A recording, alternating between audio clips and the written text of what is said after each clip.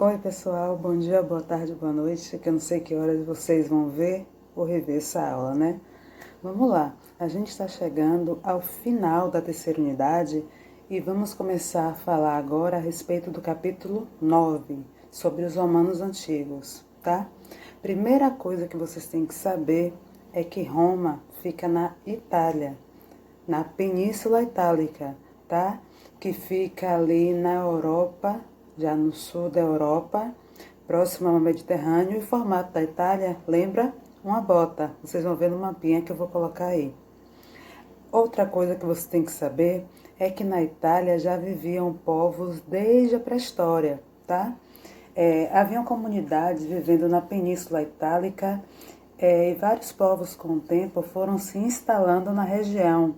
Entre eles se destacam os italiotas, que era um povo que se dedicava ao pastoreio, chegando por volta de 2000 a.C., ocupando parte da região central. Dividiam-se nas tribos dos latinos, volscos, sabinos, sanitas, entre outras. Existiam também os etruscos, que ainda existe muita dúvida a respeito desse povo. Não se sabe nem ao certo quando foi que eles chegaram nessa região, aproximadamente no século 8 a.C., tá? E por último, os gregos, que se fixaram nessa Península Itálica durante o período da colonização, aquele que a gente estudou lá no capítulo 8, que foi entre os séculos 8 e que fundaram cidades-estados como Nápoles, Siracusa e Tarento. Existe uma lenda que conta a história de como Roma foi fundada. Seria a lenda dos irmãos Rômulo e Remo, que são irmãos gêmeos.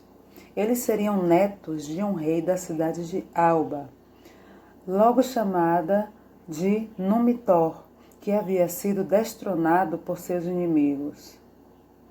De acordo com a lenda, Rômulo e Remo foram colocados recém-nascidos dentro de um cesto e abandonados no rio Tibre, até que a correnteza os deixou na margem junto ao Monte Palatino. Lá, eles teriam sido encontrados e amamentados por uma loba. Depois, um pastor chamado Faustolo teria cuidado das crianças. Quando se tornaram adultos, reconquistaram o trono de Alba Longa para seu avô. Por isso, receberam a permissão dele para fundar uma cidade na colina, onde a loba os tinha encontrado. Essa cidade era Roma, que teria sido fundada em 753 a.C. Porém, uma disputa entre os dois irmãos para decidir quem seria o rei teve um final trágico. Rômulo matou Remo e se tornou o rei de Roma. A respeito dos períodos da história política romana, vamos aos seguintes dados. Continua, no caso, a lenda, porque alguns estudos históricos apontam que por volta de 2000 a.C., os latinos, que eram uma das tribos dos italiotas, chegaram ao centro da Península Itálica e instalaram-se na região do Lácio. Ali, fundaram várias aldeias, entre elas Roma. Por volta do século 7 a.C., os etruscos conquistaram Lácio e transformaram a aldeia latina de Roma em uma cidade. Assim, a história política de Roma antiga costuma ser dividida por grande parte dos historiadores em 3 períodos: monarquia, república e império. A monarquia corresponde ao período de 753 a 509 a.C., e foi o período em que Roma era ainda uma pequena cidade comparada às outras cidades da época dela. Os hábitos e a organização econômica e política da sociedade receberam principalmente a influência etrusca e grega, que eram 2 povos que já haviam vivido na Península Itálica antes da fundação dessa cidade. O período da República, de 509 a 27 a.C., corresponde ao período em que os romanos consolidaram suas instituições, sociais e econômicas e expandiram também o seu território, e sua civilização se tornou uma das mais poderosas do mundo antigo. O Império, que durou de 27 a.C. a 476 d.C., foi um período em que os domínios romanos atingiram sua maior expansão, mas que culminou também em sucessivas crises e várias mudanças na porção ocidental do Império. Vamos ver com mais detalhe, cada um desses períodos. O período monárquico ocorreu quando ocorreu um processo de organização social e política dos povos que viviam na região de Roma. A partir do século VII a.C., houve então a formação da monarquia, isto é, uma forma de governo em que um rei ou um monarca é o principal comandante. Por isso, esse período da história política romana é denominado assim. Os principais grupos sociais que viviam em Roma eram os patrícios, os plebeus e os escravos. Havia ainda os chamados clientes, que não eram exatamente um grupo social distinto dos plebeus, mas que representavam uma condição social específica, conforme a gente vai ver no decorrer do capítulo. Os patrícios receberam esse nome porque se consideravam descendentes dos primeiros pater familias, ou seja, dos chefes familiares, que eram os fundadores da cidade. Só eles podiam ser grandes proprietários de terra, também proprietários de rebanho e de escravos em Roma. Eram considerados cidadãos romanos e, por isso, tinham direitos políticos. Também podiam assumir cargos no exército, na justiça e na administração, além de conduzir os cultos religiosos. Apenas eles podiam exercer as funções de rei, senador ou membro da Assembleia Curial na monarquia romana. Os plebeus eram homens e mulheres livres que praticavam comércio, faziam artesanato e trabalhos agrícolas. Compunham a maioria da população a plebe, mas durante a monarquia não eram considerados cidadãos. Os clientes eram pessoas livres que se associavam aos patrícios, prestando-lhes serviços pessoais e apoiando-os na dominação exercida sobre a plebe em troca de ajuda econômica e de proteção. Em geral, plebeus e clientes eram descendentes de grupos que viviam perto do local onde Roma foi fundada. Esses grupos foram dominados e incorporados à sociedade romana, embora não tivessem os mesmos direitos dos patrícios. Por último, os escravos eram aqueles que não conseguiam pagar suas dívidas. Com a expansão militar durante a República e o Império, esse grupo social passaria a incluir também os prisioneiros de guerra. Os escravos realizavam as mais diversas atividades e eram considerados propriedades do seu senhor. Assim, esse tinha o direito de castigá-los, vendê-los ou alugar para os seus serviços. Em relação à organização política, na época da monarquia, Roma foi governada por um rei, mas havia também outros dois âmbitos importantes de poder, o Senado e a Assembleia Curial. Qual era a função de cada um deles, vamos ver? O rei era um chefe militar e religioso e desempenhava a função de juiz. O reinado era vitalício, ou seja, para a vida inteira, mas os atos do rei eram fiscalizados pela Assembleia Curial e pelo Senado. O Senado, palavra que vem do latim senex, que significa velho, ancião, era formado por patrícios idosos que chefiavam as famílias consideradas mais importantes de Roma. Além de fiscalizar as ações do rei, o Senado também elaborava as leis romanas. A Assembleia Curial era composta de soldados agrupados em cúrias. Cada cúria reunia 10 clãs, que eram conjuntos de famílias formadas por pessoas consideradas descendentes dos antepassados comuns. A Assembleia elegia funcionários importantes do governo, aprovava ou rejeitava as leis e só se reunia quando o rei a convocava. Não era, portanto, um espaço para debates livres. Provavelmente, as decisões que eram tomadas pelo Senado por aclamação, de forma unânime com a aprovação de todos, não era com voto individual, tá?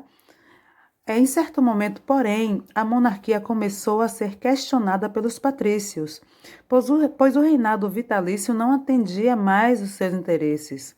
Apesar de já dominarem o Senado, eles queriam controlar o poder de forma direta. Assim, no final do século VI a.C., os patrícios expulsaram o rei e criaram uma nova organização política, a República. Com essa nova forma de governo, pretendiam desfrutar todos os privilégios do poder. E aí vamos para a fase da República Romana.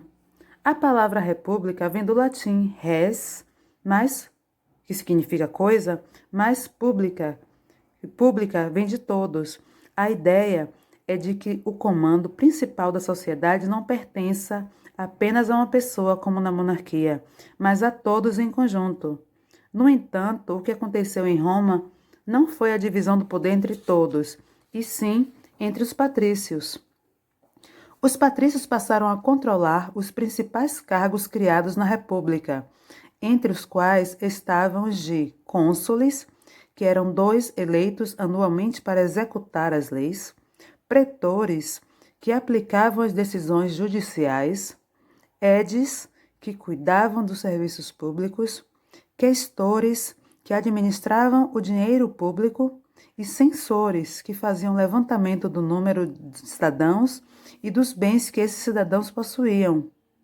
Líderes da República, os cônsules eram auxiliados pelo Senado e, com o tempo, tiveram de se submeter a ele e aos demais magistrados.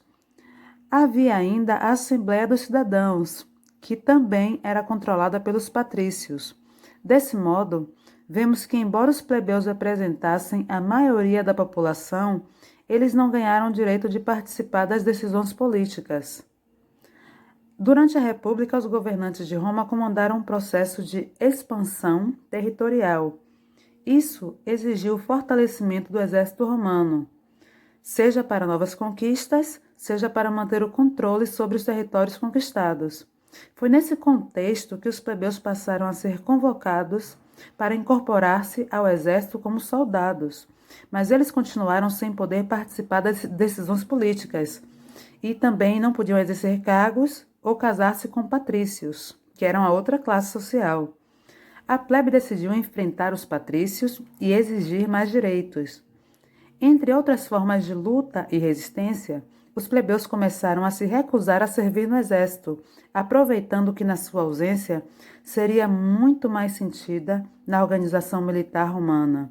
Outra forma de pressão usada por eles foi a de se retirarem da cidade e se recusarem a trabalhar para os patrícios. Para terminar com esses boicotes, eles fizeram várias exigências. Uma delas foi a criação do Comício da Plebe, que era uma Assembleia Popular, que, por sua vez, elegia o Tribuno da Plebe, que tinha poderes para anular decisões do governo que prejudicassem os interesses dos plebeus. Após muita pressão, em 470 a.C., os patrícios cederam às exigências dos plebeus e reconheceram a autoridade dos tribunos da plebe. Entre outras conquistas da plebe, incluem-se a Lei das 12 Tábuas, do ano de 1450, que foi um conjunto de leis escritas, organizadas e redigidas por juízes especiais, publicadas em tábuas, que se aplicava a patrícios e a plebeus. Até então, a justiça romana estava fundamentada, nos costumes, não haviam leis escritas. Embora essas normas favorecessem os patrícios, o fato de serem escritas fez com que ficassem mais claras. Com isso, muitos desrespeitos às leis foram evitados. Outra conquista da plebe foi a Lei Canuleia, de 445 a.C., que era uma lei que autorizava o casamento entre plebeus e patrícios. Na prática, porém, somente plebeus ricos se casavam com as patrícias. Por último, outra conquista da plebe foi a eleição de magistrados plebeus. Aos poucos, os plebeus conseguiram ocupar cargos públicos. Em 366 a.C., foi eleito o primeiro cônsul plebeu, que era a mais alta magistratura. Durante a República, a expansão de Roma foi realizada por meio de várias conquistas militares. Primeiramente, os exércitos romanos dominaram toda a região do Lácio, que era onde ficava Roma. Ao longo dos séculos 6 e 5 a.C., passaram a controlar toda a Península Itálica. Depois enfrentaram as forças de Cartago nas chamadas Guerras Púnicas, que durou de 264 a 146 a.C., da qual saíram vitoriosos, conforme a gente vai ver ao longo do capítulo. Eliminando seus principais rivais no comércio, os governantes romanos, por meio de seus soldados, abriram caminho para dominar os territórios em torno do Mar Mediterrâneo, que eram a Península Ibérica, a Gália, a Macedônia, a Grécia, a Ásia Menor, a Palestina, a Síria e o norte da África. A partir do século I a.C., os governantes de Roma tinham sob seu controle todas as terras banhadas pelo Mar Mediterrâneo. Por isso, os romanos chamavam o Mar Mediterrâneo de Mare Nostrum, que significa nosso mar. Mas a expansão romana ultrapassou os limites mediterrâneos, alcançando áreas banhadas pelo Oceano Atlântico e pelo Mar Negro. Bom, vamos falar agora a respeito das Guerras Púnicas. A palavra púnico vem do latim púnicos ou poênicos, que quer dizer fenício, em referência à ascendência fenícia dos cartagineses. Cartago era uma cidade no norte da África, como a gente já viu, no capítulo de África, fundada no começo do século IX a.C. por comerciantes de Tiro, que é aquela cidade fenícia. Quando os romanos dominaram a Península Itálica, Cartago já era uma cidade próspera. Os cartagineses haviam fundado colônias no norte da África, na Espanha e nas ilhas próximas da Itália, como a Sicília. Isso constituía uma ameaça aos interesses romanos, especialmente em relação à Sicília, porque ficava numa região bastante estratégica. Então, para dominar os territórios banhados pelo Mediterrâneo, os romanos precisavam derrotar os cartagineses. Assim, se iniciou em 264 a.C., no caso, a série de conflitos bélicos que ficou conhecida como Guerras Púnicas. Após batalhas violentas para os dois povos, em 146 a.C., os romanos derrotaram seus inimigos. No século I a.C., Cartago foi reconstruída, dessa vez sob domínio romano. A cidade, porém, seria novamente arrasada no século V por invasores estrangeiros, que puseram fim ao Império Romano do Ocidente, e as ruínas de Cartago ficam atualmente no país que hoje é a Tunísia, tá? Na cidade de hoje é a Tunísia. Desculpe. Os territórios conquistados pelos romanos durante a República, como a Sicília, Macedônia, Síria e Cartago, entre outras cidades, foram transformados em províncias romanas, que eram obrigadas a enviar periodicamente seus tesouros para essa cidade. Essa situação provocou várias rebeliões. Por outro lado, a concentração romana das riquezas obtidas dos povos e lugares dominados teve grandes consequências em sua sociedade. Vamos ver algumas dessas consequências. A primeira delas é que o estilo de vida da elite romana, que antes era simples, passou a ser luxuoso. Os chefes militares, abandonando o ideal de soldado camponês, se tornaram cada vez mais profissionais e a atividade militar e também passou a valorizar a vida urbana. Outra consequência disso é que a pobreza também se acentuou, porque os plebeus eram obrigados a servir no exército quando voltavam das províncias, vendiam o que tinham para sobreviver. Muitos camponeses se viram forçados a vender suas terras devido à falta de recursos para retomar o cultivo, dada a situação de abandono em que muitos se encontravam. Muitos patrícios compravam as terras dos plebeus empobrecidos e tornavam-se donos de propriedades cada vez maiores. Essas grandes porções de terra, que foram chamadas de latifúndios, eram cultivadas por escravos.